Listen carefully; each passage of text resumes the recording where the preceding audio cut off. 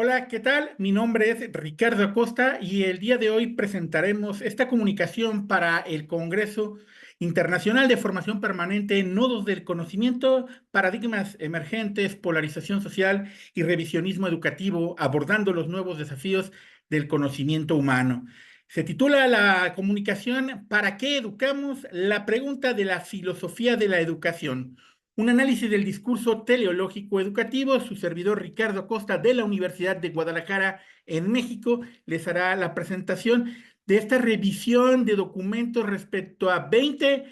personajes de la historia de la filosofía y de la educación que nos han dado en sus obras cuáles podrían ser los fines para los cuales educamos. Sentido general, esto es muy importante que se vea desde el inicio. Por eso esta comunicación tiene como título el ¿para qué educamos? La pregunta fundamental de la filosofía de la educación. Como introducción tendríamos que decirle que la educación se va a recibir o la filosofía de la educación que vamos a estudiar para esta comunicación tendrá tres fines, que son las metas de carácter moral, las metas de carácter intelectual y la emancipación crítica. Por eso ustedes van a ver a continuación el cómo fueron categorizados estos 20 pensadores que estudiamos, porque en sus obras hablan de cómo debería de ser la educación o cuál es la finalidad, el telos de la educación. Y con ello, haciendo este análisis de carácter hermenéutico y también de carácter histórico, es importante que señalemos el cómo bajo estas tres categorías que son las metas morales,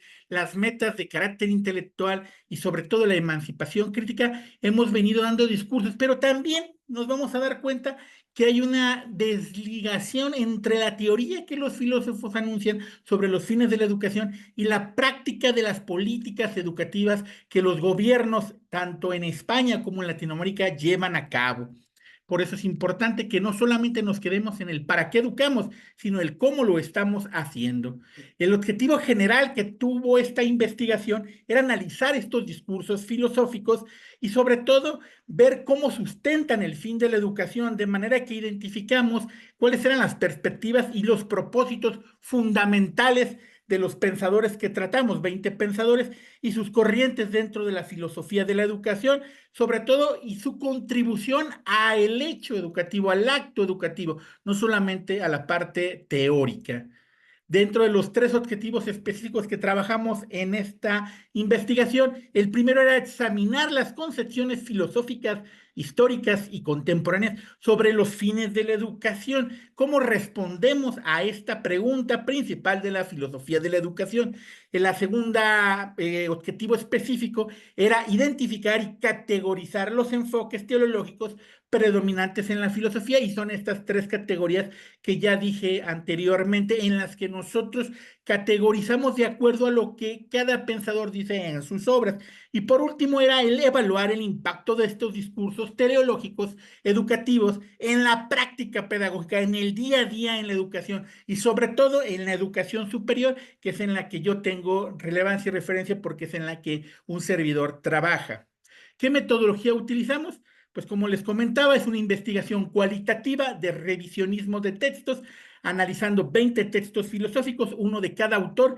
que es el texto que yo encuentro en el que hablan o intentan dar una respuesta directa al para qué educamos, y de alguna manera en este texto identificamos concepciones teleológicas que son divergentes, al menos en tres distintas direcciones, haciendo el análisis del discurso que cada uno de los pensadores tiene, además de un análisis hermenéutico para interpretar los contextos, porque es importante decir que tenemos pensadores que datan del siglo IV antes de Cristo y pensadores que son del siglo XX, entonces no podemos catalogar con la misma medida sin no tener un análisis hermenéutico haciendo lo que en hermenéutica se conoce como la fusión de horizontes y es lo que nos da como resultado las tres categorías que nosotros proponemos para este análisis. Además, en la parte de la discusión es importante que determinemos o que nos demos cuenta que los discursos filosóficos sobre los fines revelan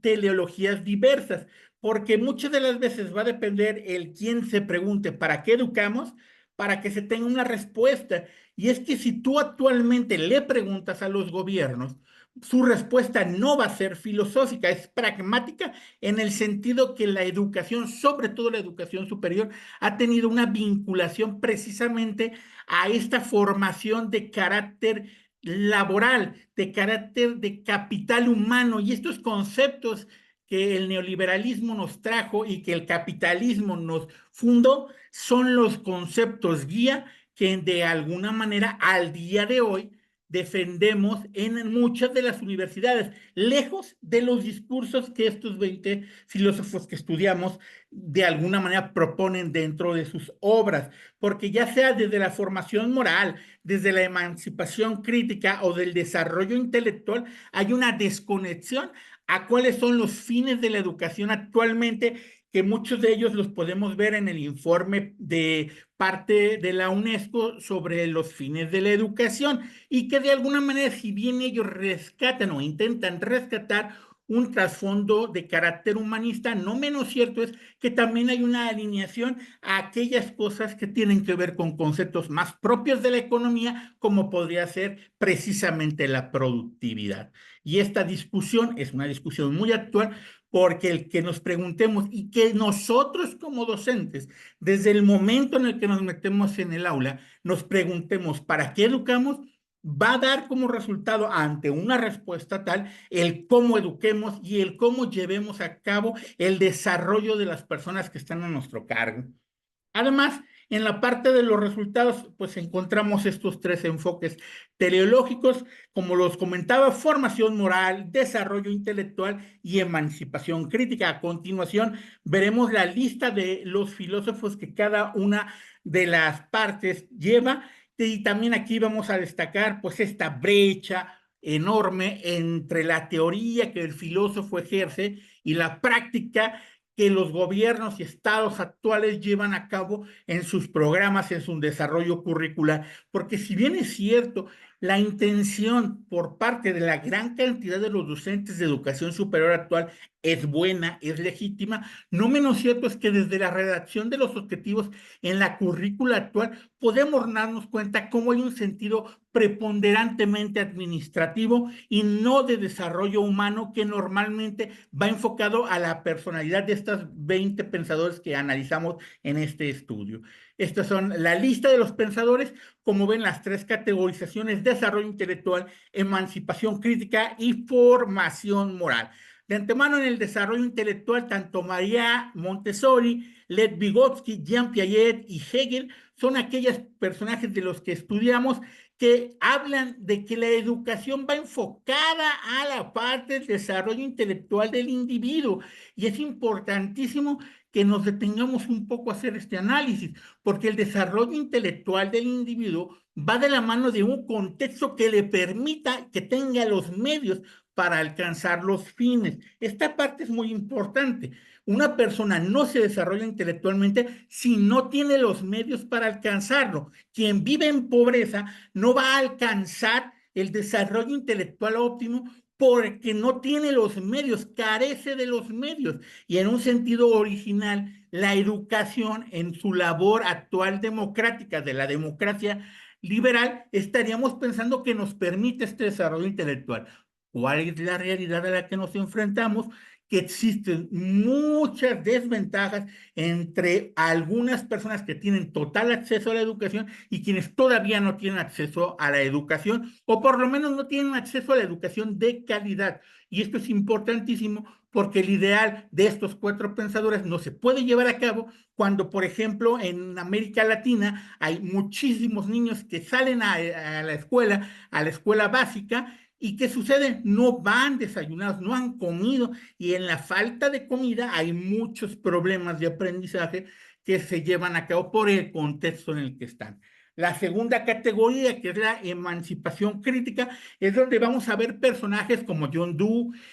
Paulo Freire, Michel Foucault, Antonio Gramsci, Jürgen Habermas, Simone de Beauvoir, Herbert Marcuse, Jacques Rancière y Noam Chomsky, que tienen en particular estos discursos del telos de la educación, que ellos piensan que para educar, o mejor dicho, con la educación nos haremos libres, que es la mejor forma de abordar un pensamiento crítico, y es una de las promesas que la educación actual tiene, que nos dice que vamos a desarrollar el pensamiento crítico, y por eso la emergencia de las tecnologías y de las inteligencias artificiales nos ha agarrado a contrapié, porque no hemos logrado conquistar al 100% el pensamiento crítico en el pensamiento universitario. Por eso la mayoría de los estudiantes asoma el uso de las inteligencias artificiales a partir de un pensamiento crítico en formación, y que esto hace que muchas de las veces tomen la información de la inteligencia artificial de manera acrítica.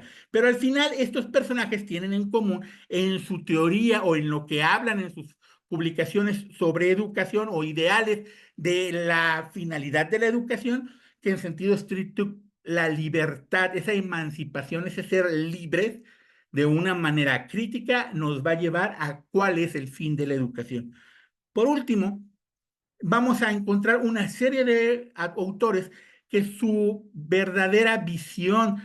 teleológica va encaminado a la formación moral. Ya sabemos que como sociedad se debe de conquistar un sentimiento o de alguna manera un ámbito moral para que la sociedad pueda funcionar. Y en este sentido, personas como Aristóteles, Jean-Jacques Rousseau, Immanuel Kant, John Locke, Hannah Arendt y Herbert son quienes van a preponderantemente encasillarse en esta visión moral. Por eso es importante,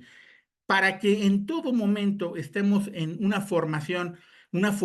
de calidad, pensemos también en una formación moral. Muchas de las veces hay discursos que no están muy pensados en la educación, que hablan de que en la casa están los valores morales. Yo siempre he criticado esta visión de la educación porque los valores morales también se ven en la educación, sea educación básica, sea intermedia, sea educación superior. Nosotros como docentes también formamos en la parte moral y más allá del pensamiento religioso, ya que la educación en sí misma, sobre todo la educación superior, tiene un tinte predominantemente laico. La realidad es de que nosotros también somos formadores de esa visión moral del individuo, de esa persona que está en proceso formativo, ya sea de la educación básica o hasta la educación de carácter superior. Estos son los autores que hicimos la revisión, sobre todo porque son aquellos que más enfocadamente hablan sobre los fines de la educación. Hay otros autores, reconocemos como la importancia, por ejemplo, de Platón o de personajes que de alguna manera tienen una formación muy importante en educación, pero es importante señalar que la decisión que tomamos por estos fue primero por la parte que corresponde a la accesibilidad de los materiales, pero sobre todo porque hablan más detenidamente de los fines de la educación. Por último, las conclusiones a las que llegamos con esta investigación es que se busca formar a los individuos, a los ciudadanos de manera crítica, pero existe también una desconexión con lo actual. Por eso es importante que tanto la filosofía, o mejor dicho, los que somos pensadores desde la filosofía y que abordamos el fenómeno de la educación,